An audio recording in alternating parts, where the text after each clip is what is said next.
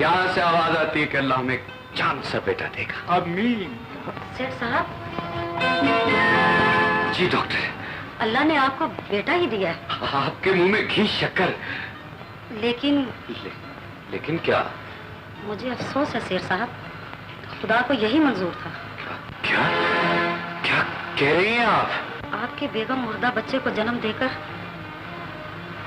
Sorry सेठ साहब।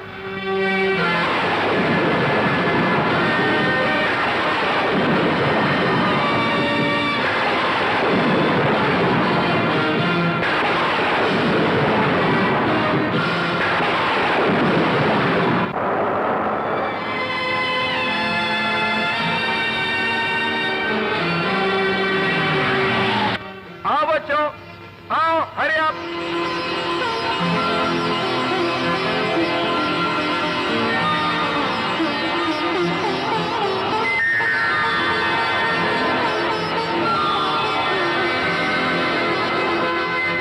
चलो बच्चों, तुम्हारा स्कूल आ गया। शाबाश पुत्रों, शाबाश पुत्रों, चलो चलो तुम भी उतरो।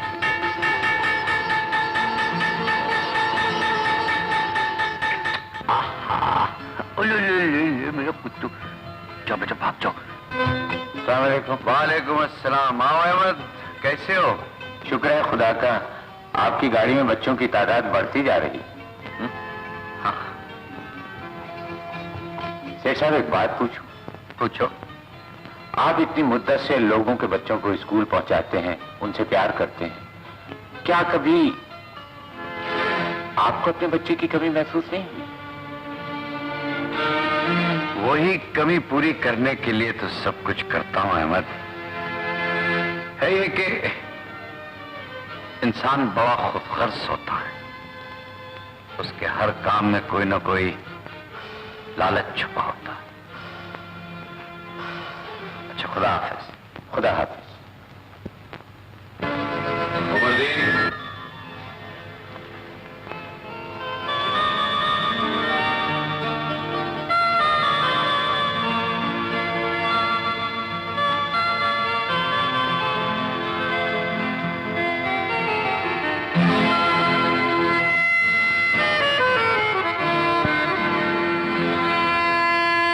उमरदीन, उमरदीन। जी जी मालिक। ये तस्वीर कहां से? मैं लाया हूँ मालिक। आपको बच्चों की तस्वीरें रखने का शौक है ना? हाँ है, मगर रोते हुए बच्चे की तस्वीर मुझे बिल्कुल पसंद नहीं। बच्चे तो हमेशा दुनिया में रोते हुए आते हैं मालिक। वक्त कभी उन्हें हंसाता है और कभी रुलाता है। ये रोना धोना बड़ों का मुकद्दर है उमरदीन। बच्चों के लिए तो मुस्कुराहट, खुशबू और रोशनी के तोहफे, और यही उनका हक है। बड़ा बदशौक फोटोग्राफर होगा जिसने रोते हुए बच्चे की तस्वीर खींची। बच्चे तो मुस्कुराते ही भले लगते हैं। मालिक, मुस्कुराहट उन बच्चों के चेहरों पर खिलती हैं जिनको माँ बाप का प्यार मिलता है। इस दुनिया में हर रोज ऐसे लाखों बच्चे जन्म लेते हैं जिनके मुकद्दर में रोने के सिवा कुछ नहीं होता।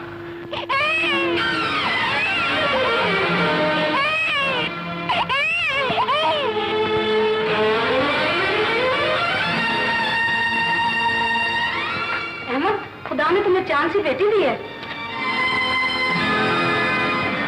बेटी?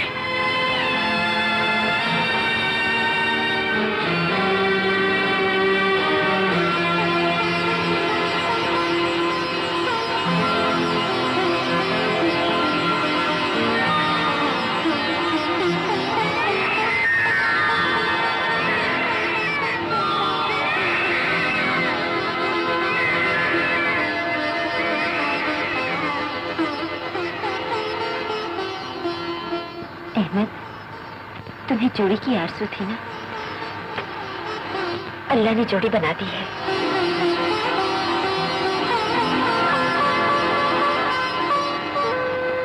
ऐसा लगता है तुम्हें बेटी पैदा होने की खुशी नहीं हुई। तू गलत समझ रही है रजिया। फिर तुम्हारी आंखों में आंसू क्यों है? पगली, ये तो खुशी के आंसू है। बेटियां तो नसीब वालों के यहाँ होती है। अहमद, इससे इतना प्यार ना करो। ये प्यार तुमसे एक दिन छिन जाएगा। प्यार ऐसी दौलत होता है रबिया, जिसे कोई नहीं छीन सकता। तो शायद भूल गया है अहमद, बेटी तो पराई अमानत होती है और एक दिन इस अमानत को गैर की झोली में डालना पड़ता है। ये तो हमारे घर में मेहमान है, एक दिन हमारा घर छोड़कर चली जाएगी। ये इस घर से कहीं भी चली जाए रबिया, लेकिन क्या? ये दिल में रहने वाले दिल से नहीं निकलते, ये दिल में रहने वाले दिल से नहीं निकलते, बदले हजार मौसम उससे नहीं बदलते, ये दिल में रहने वाले दिल से नहीं निकलते।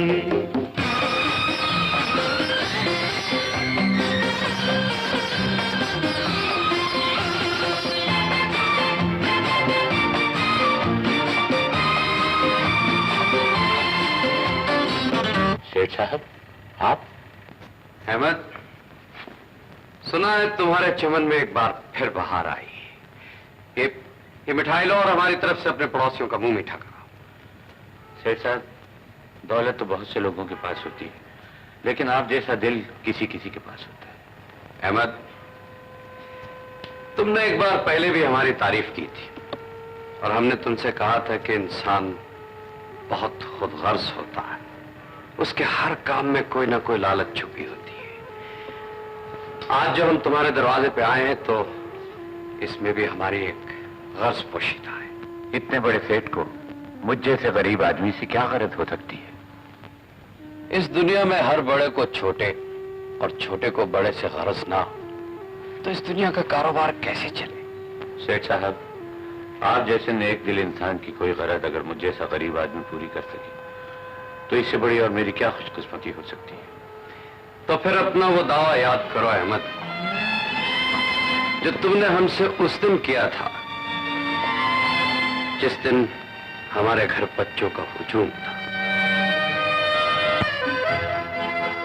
सेठ साहब, काश इन बच्चों में आपका भी कोई बच्चा होता जो बड़ा होकर आपका नाम रोशन करे। कौन जानता है अहमद, किसका बेटा बड़ा होकर बाप का नाम रोशन करेगा और किसका डुबो दे। इनमें से कोई ना कोई तो मुल्क और कौम का नाम रोशन करेगा। उस वक्त अगर जिंदा हुए तो हम समझेंगे हमारा अपना नाम रोशन। फिर भी सेठ साहब, कोई तो ऐसा होना चाहिए जिसे इंसान खुद पाल पोस कर जवान करे, उसकी खुशियां देखे। मैं तो कहता हूँ आप दूसरी शादी क्यों नहीं कर लेते? ये बात एक दफे हमारी मरहुमा बीवी ने भी हमसे कही थी। जब वो पहले बच्चे के लिए उम्मीद से हुई थी तो उसने कहा था कि अगर मैं मर जाऊं तो आप दूसरी शादी कर लीजिएगा। तो हमने उससे कहा कि हम इतने बदनसीब भी नहीं कि तुम हमसे पहले मर जाओ, लेकिन अब सोचता हूं कि हम इतने खुशकिस्मत भी नहीं कि दूसरी शादी करके एक बार फिर अपनी मरहुमा बीवी की मोहब्बत पा सकूं। डरता हूं अहमद, फूलों की सेज की आरज़ू में कहीं कांटों के बिस्तर पे न जा गिरूं। तो फिर आप किसी का बच्चा गोद क्यों नहीं ले लेते? अहमद, अगर ये खिलौना किसी दुकान पे बिकता हो तो बखुदा हम अपनी सारी दौलत देकर ये खिलौना खरीद लाए। अल्लाह के नाम पर किसी से सवाल करें तो आपकी मुराद पूरी हो सकती है। अल्लाह का इतना बड़ा मानने वाला कहां तलाश कर। अभी ये दुनिया अल्लाह के मानने वालों से खाली नहीं। कभी वक्त आया तो हम तुम्हारे इस दावे को जरूर आजमाएंगे। हमने तुम्हारे दावे को उस वक्त इसलिए नहीं आजमाया था कि उस वक्त तुम्हारा सिर्फ एक बच्चा था। अगर तुम उसे हमारे दामन में डाल देते तो तुम्हारी झोली खाली हो जाती। सेठ साहब, अल्लाह के नाम पर देने वाला ये नहीं सोचता कि उसकी झोली में कुछ बचेगा ये झोली खाली हो जाएगी। खुदा की कसम, अगर आप उस वक्त सवाल करते तो कभी इनकार ना होता, और ना ही आज होगा। मेरे 2 बच्चे हैं, एक बेटी है, एक बेटा है। आप बताइए, आपको बेटी चाहिए या बेटा? एक चाहिए या दोनों? आफरीन है अहमद, आफरीन है तुम पर। तुम्हें तुम्हारे दोनों बच्चे मुबारक हो।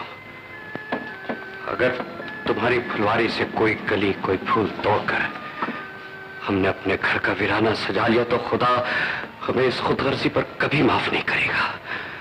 और बखुदा हम इतने खुदगर्ज भी नहीं।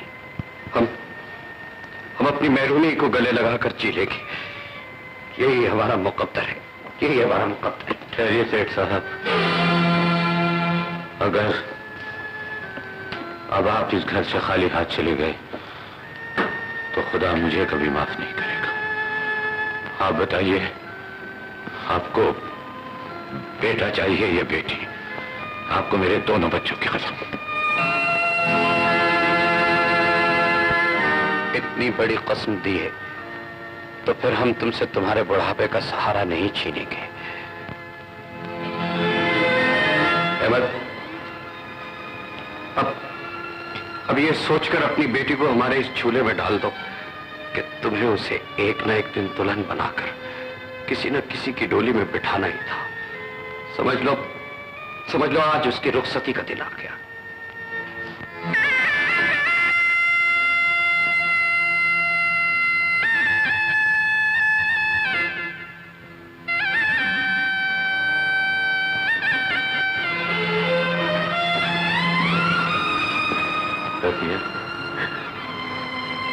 अहमद, बेटियों को घर से इस तरह तो रुखसत नहीं किया जाता। पहले वो पत्थर मां के कलेजे पर तो रखो जो बाप ने अपने दिल पर रख लिया है। मैंने जुबान दी है रखिए। मैंने इसे जन्म दिया है अहमद। देख लीजिए, मैंने उसके नाम पर इसे दिया है जिसके हुक्म के बगैर न कोई जन्म ले सकता है न मर सकता है। ठीक है अहमद, अगर उसकी यही रजा है तो फिर मुझे अपने चाव तो पूरे कर लेने दो।